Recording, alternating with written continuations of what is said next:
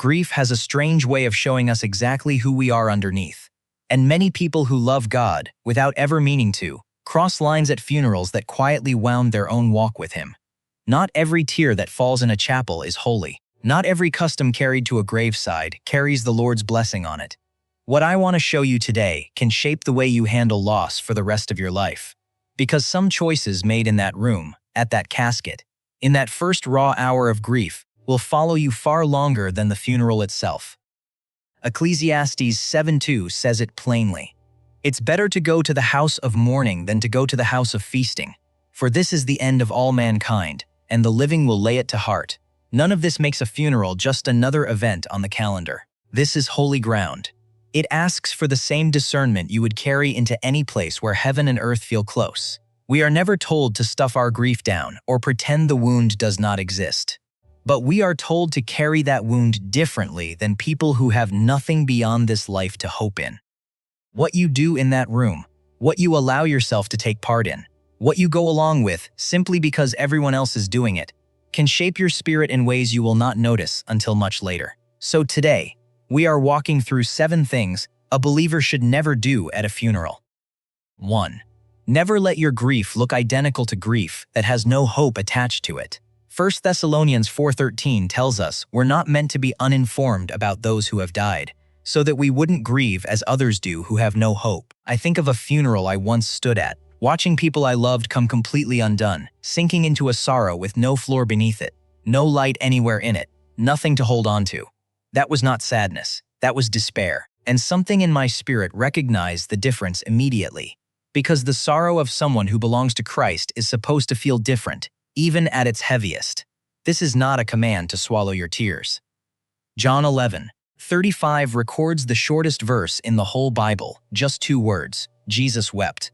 The Son of God stood at a grave and let himself break. But his grief never once slipped into hopelessness, because he already knew what was coming. The real danger is a believer whose mourning looks indistinguishable from someone who has never met God at all, spiraling into despair, shouting questions at heaven with no expectation of an answer, insisting that nothing matters anymore. Does that really honor the person you lost? It doesn't. That lets grief dethrone the faith you claim to carry. Weep as hard as you need to, truly. Just never weep like someone who has forgotten the resurrection is real. 2. Don't try to reach across the grave to speak with the dead. Of everything on this list, this is the one that carries the heaviest spiritual weight, and it is far more common among church-going people than most would admit. I heard once about a widow, only weeks into her loss, who let a well-meaning relative talk her into visiting someone who promised to relay one final word from her husband. She was not chasing anything sinister. She simply wanted one more sentence, one more piece of him to hold. But what she walked into that day was not comfort. It was an open door. Deuteronomy 18:10 and 11 couldn't be more direct. No one is to be found practicing divination, interpreting omens, engaging in sorcery, or acting as a medium who inquires of the dead. This is not offered as a gentle suggestion. That's repeated across Scripture as a command, because God knows exactly how exposed grief leaves us. The moment a person passes, they are already in the Lord's presence or already separated from Him. They are not hovering nearby, waiting on a stranger in a dim room to pass along a message for a fee. Whatever answers in that kind of session was never the one you buried. Here is the deeper danger worth naming. Grief cracks something open in the human heart, a hunger for one more word, one more sign, one more proof that the connection is not fully severed. And that hunger is precisely what the enemy studies and waits for. He is not interested in convincing you of something dramatic. He only needs you desperate enough to knock on the wrong door. Take that ache to God in prayer. He is not distant, and He does not charge admission. 3. Don't let the funeral turn into a stage instead of an act of worship. This one moves quietly, which is exactly why it slips past so many of us. There are moments when mourning becomes a kind of performance, when the loudest weeping gets read as the deepest love, and a calm, steady faith gets mistaken for indifference. Proverbs 14:30 puts it this way: "A tranquil heart gives life to the flesh, but envy makes the bones rot." Funerals can turn into strange competitions, people angling to be seen, to prove their devotion, to settle scores that have nothing to do with the person in the casket, arguing over who speaks, who sits closest, whose grief counts as the realest. I have watched a casket become the center of a battle that had almost nothing to do with honoring the one who died. That isn't mourning. That's pride dressed up in mourning clothes. It exists to point people toward Christ and toward how short this life truly is. The instant it becomes about who cried loudest or looked the most broken, it stops being sacred and becomes a show for an audience that never should have existed. 4. Never lower unforgiveness into the ground with the body. This might be the heaviest point on the whole list, and one of the most common. Families gather at funerals dragging years, sometimes decades, of wounds they never dealt with, and instead of releasing them in that final moment, they bury them deeper, telling themselves the grudge no longer matters now that the person is gone. But unforgiveness does not dissolve when someone dies. It hardens. Mark 11:25 says, "Whenever you stand praying, forgive, if you have anything against anyone, so that your Father in heaven may also forgive you." Notice what that verse does not say. It never says unless the one who hurt you has already passed away. Forgiveness was never really about setting the other person free. It's about setting you free.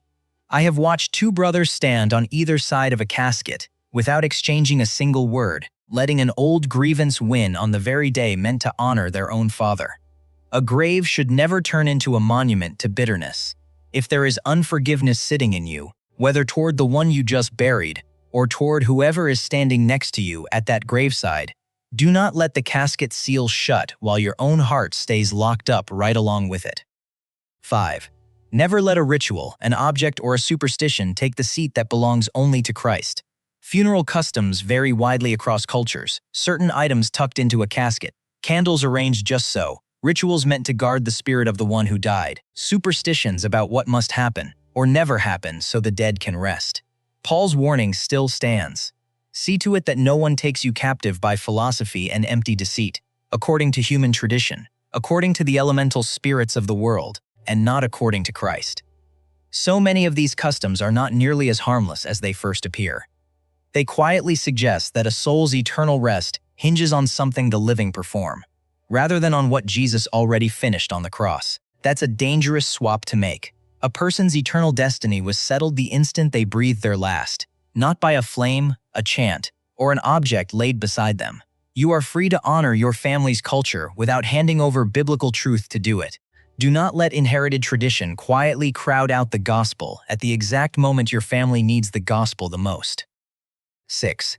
Don't let the gathering become an excuse to talk about the dead or their family behind closed doors. This one's uncomfortable to say out loud, but it needs saying. Funerals have quietly become one of the most reliable places for gossip to travel. Hallways and parking lots fill with hushed speculation. Did you hear how it actually happened? Do you really know what was going on in that marriage? I always suspected something in that family. Proverbs 11:13 says, "Whoever goes about slandering reveals secrets, but the one who is trustworthy keeps a confidence." And James 1:26 adds that whoever claims to be religious yet cannot bridle his tongue only deceives himself, and his religion is worth nothing. I have seen a grieving widow overhear a conversation never meant for her ears, one that turned the single worst day of her life into someone else's entertainment. That's not merely careless, it's cruel. Holy ground doesn't stay holy long, and a tongue that spreads rumors beside a grave brings no honor whatsoever to the one lying in it. It brings dishonor straight to the God who is listening to every word exchanged in that room. 7. Never walk out of a funeral without asking whether you yourself are ready to stand before God. Out of everything on this list, this may matter most. A funeral is one of the rare moments when eternity stops feeling theoretical, and yet so many people leave that building exactly as they entered it, untouched, unmoved, unchanged. For this is the end of all mankind, and the living will lay it to heart. You don't just attend it. It is a mirror held up in front of you. Psalm 90:12 prays it this way. Teach us to count our days rightly, so that our hearts might grow wise. Isn't every funeral you sit through God quietly asking you a question? If that had been your own casket today, would you stand before Him with confidence or with fear? Walking out with your mind only on traffic, on lunch plans, on returning to normal life as quickly as you can, wastes one of the plainest wake-up calls God ever hands a person. Do not leave that room unchanged. Let eternity press its full weight into your chest, and let that weight push you closer to the cross, rather than further away. It was never meant to be a box you check out of obligation. It is a sacred appointment, one of the few places where heaven feels within reach. Walk through it with this in mind, and your grief will carry more holiness in it. Your family will feel more honored by how you carried yourself, and your own walk with God will stand on firmer ground the next time you find yourself at a graveside. If any of this landed on you, pass it along to someone who might need these words before they walk into their next funeral. Subscribe so we can keep growing in this together, and drop a line below telling me you are choosing hope over despair, and that from here on you will carry your grief wisely, as one more way of trusting and obeying Him.